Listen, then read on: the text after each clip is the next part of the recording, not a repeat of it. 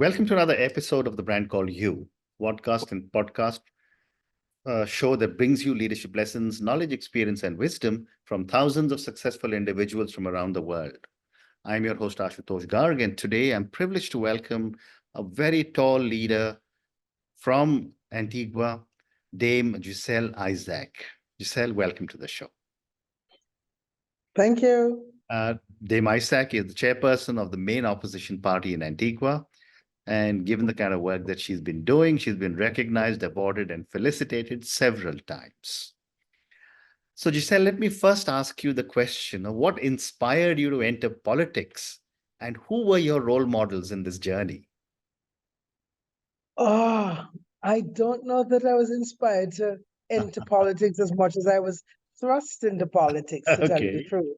Mm-hmm. Even though I studied government and politics in graduate school, I never foresaw that I would end up in the roles that I have ended up in. So I was chosen in 2004. I was selected, asked to be Speaker of the House of Representatives. Prior to that, I had been, you could say, a political activist. Yeah.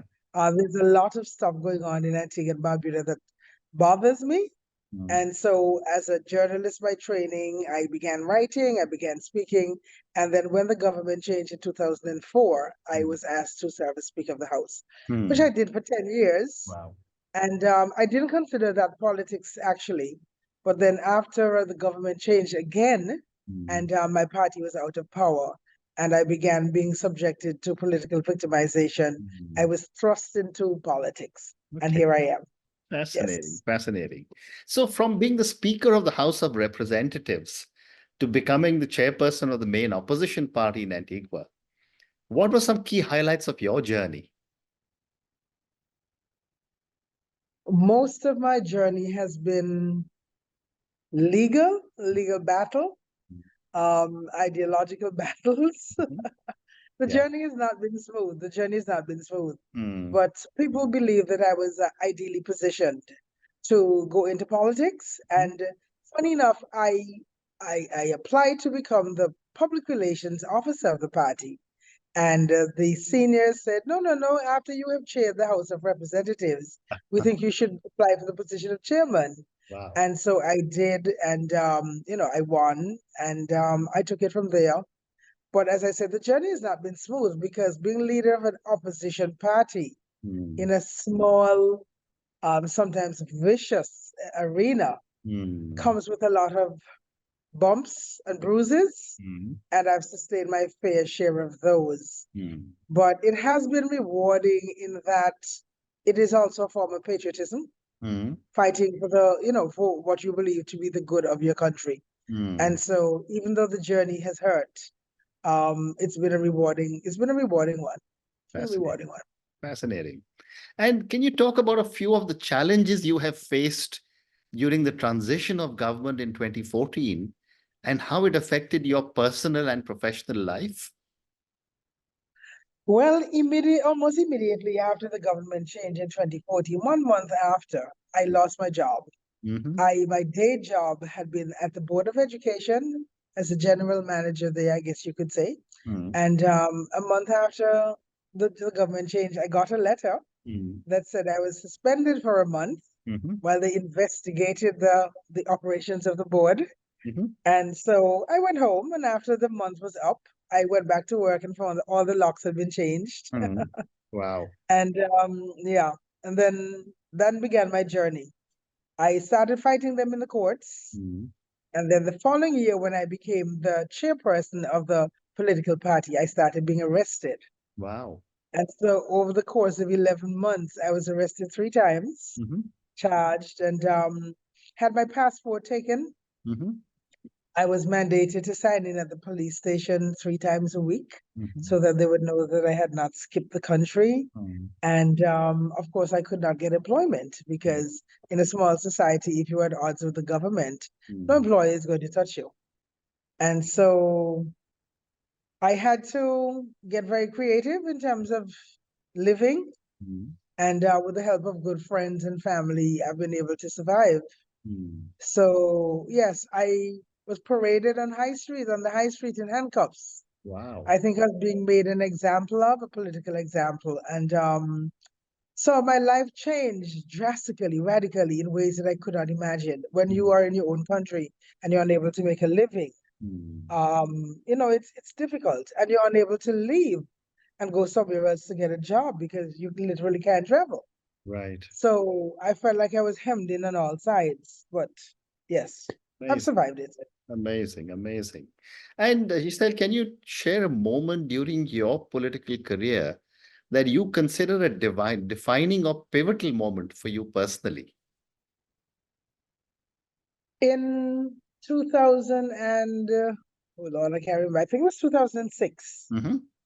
I went to Australia Mm, for a conference.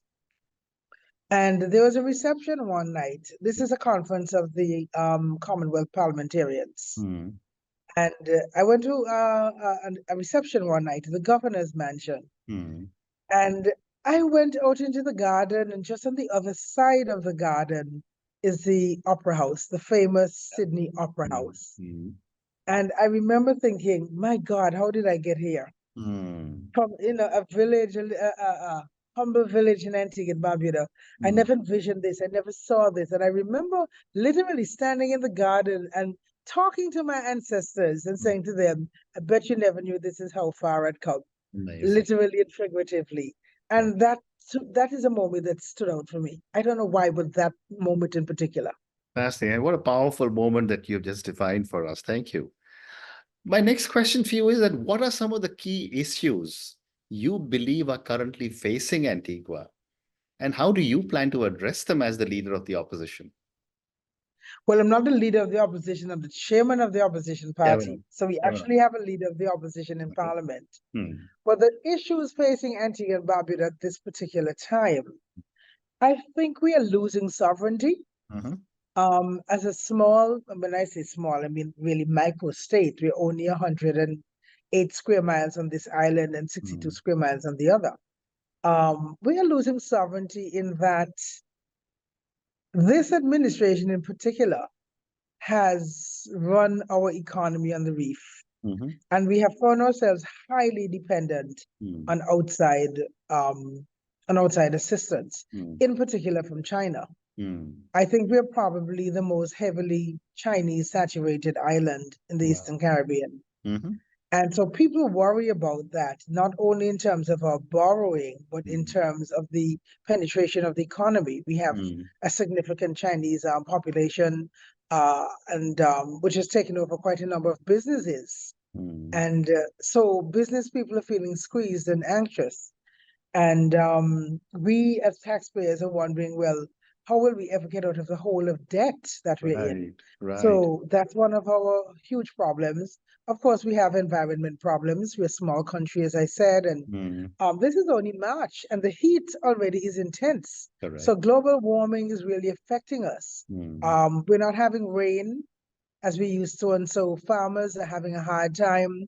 And we're worried about food security because if the farmers cannot produce, Hmm. then we're dependent almost entirely on imports. And Right. as we've seen through COVID-19 and the Ukraine-Russian war, Hmm. when the world is at war, these little countries really, really suffer. Correct. So those are some of our pressing concerns. And of Correct. course, the corruption in our government. Hmm. But I guess everybody says that, right? Well, a lot of countries are going through. So, but my next question is for you is that as the chairperson of the main opposition party, what is your vision for Antigua?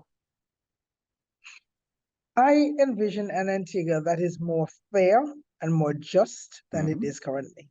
Hmm. Um, we have a lot of people who are struggling financially, Hmm.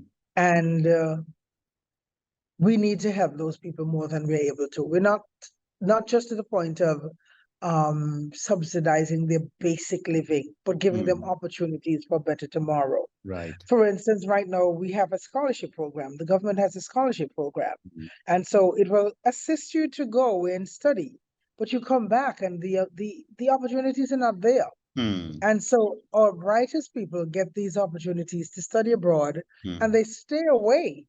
And so we're not advancing as we ought to because we're not able to employ them or deploy them. Mm. And as a result, our economy stagnated. Our young people feel a sense of hopelessness unless they can get out of Antigua. I would really, really like to do something about that. And I believe that our party has the plans and the more important, the motivation, the political will to see these things happen, to keep our young people at home and hand over to them the reins of the economy and the reins of political power to advance us to another level. Those are things I'd like to see. Yeah, very interesting. But, a question I should have asked you earlier is that what are some of the primary drivers of the economy of Antigua? The primary driver of the economy is tourism. Tourism. Tourism and services. When I say services, banking and insurance and that kind of thing. We have some offshore banking here and some cryptocurrency here and so on. But agriculture, which we believe ought to play a larger role, is actually shrinking. We have very little manufacturing, so it's mostly tourism. And the drawback of that is that the tourist season really runs from about October, November until March, April. Right. And then after that, you're kind of in an economic drought. So this is why I'm saying we need to change the whole landscape, the economic landscape. Yeah. So tourism is king here. Amazing. And I'm sure there will be great minds who can say that, in the off-peak period for tourists, there must be other things that you can do as a country. But my next question for you, Gisele, is in what ways has your experience as a political prisoner influenced your leadership style and your approach to politics? Well, it has made me an advocate for justice more than an advocate for peace. Everybody, most people like things to be quiet and level, and you don't rock the boat and you don't give your party or your country a bad name by agitating. I believe in agitating. I believe wherever there is injustice, as they say, injustice anywhere is injustice everywhere. And because we are such a small society, when there's injustice to one person, a whole family can suffer by extension, Right. And so it has made me more conscious of those who are living outside the margins and people who are without the means to fight. I mean, luckily, I have had the means, enough means financially and friends and influence that I've been able to fight all the way to the Privy Council and win. But what about the smaller man who doesn't have that? What happens to his life? What happens to his children's life? Right. So, but my experiences have made me very conscious of that and made me want more than ever to see a just society and not just a peaceful society. And yeah, that has influenced how I feel about my own role in politics and the role that party should play in national politics. Very well said. Another question that I've often asked many political leaders from around the world who I speak to is how do you balance between personal convictions and political strategy in Oh, your that's the role? hardest thing. That's the hardest thing, Ash. That is the hardest thing.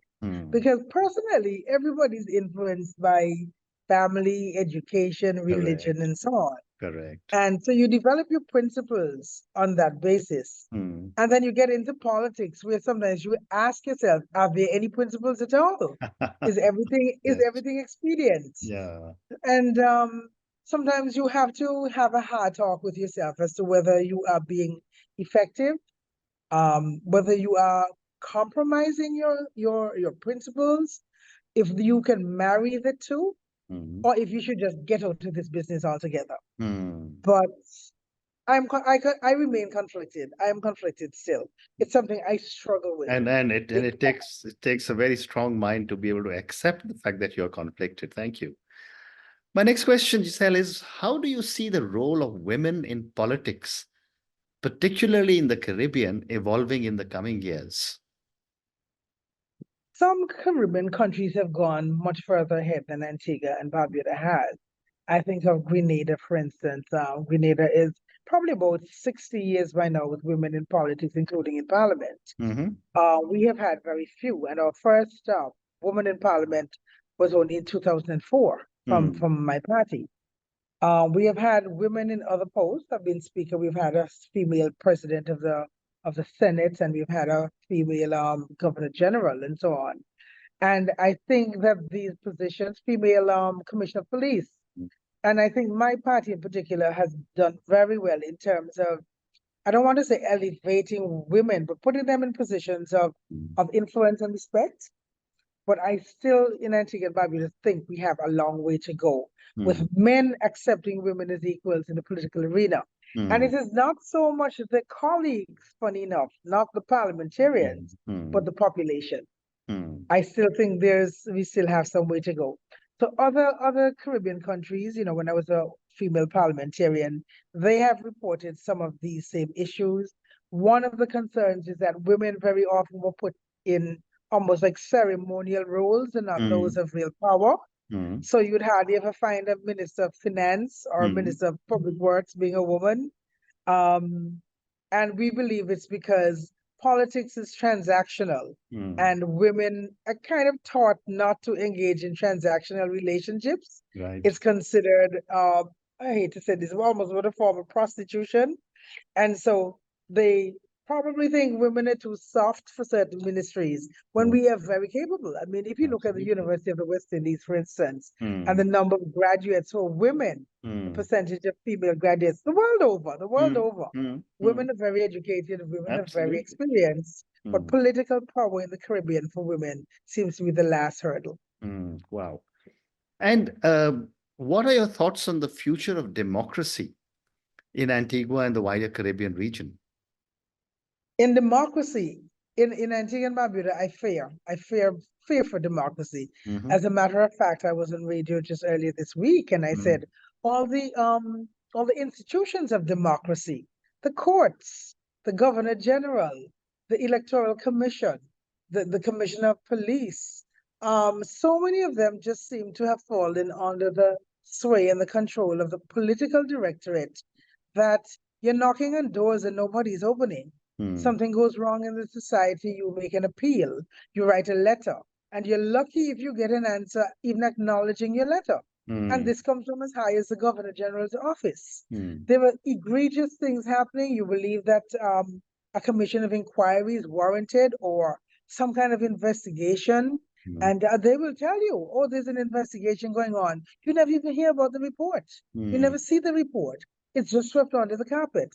And so I think people are starting to feel like they're on their own, that there are no authority figures, there are no institutions that are on the side of the people.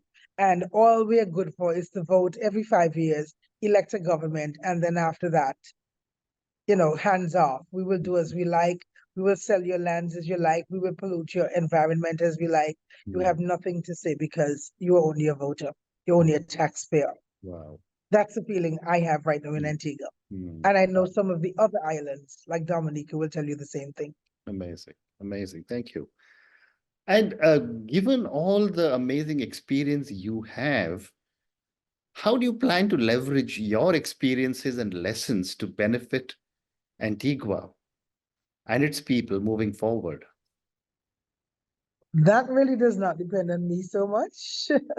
That depends on almost what the society allows you to do in terms of politics.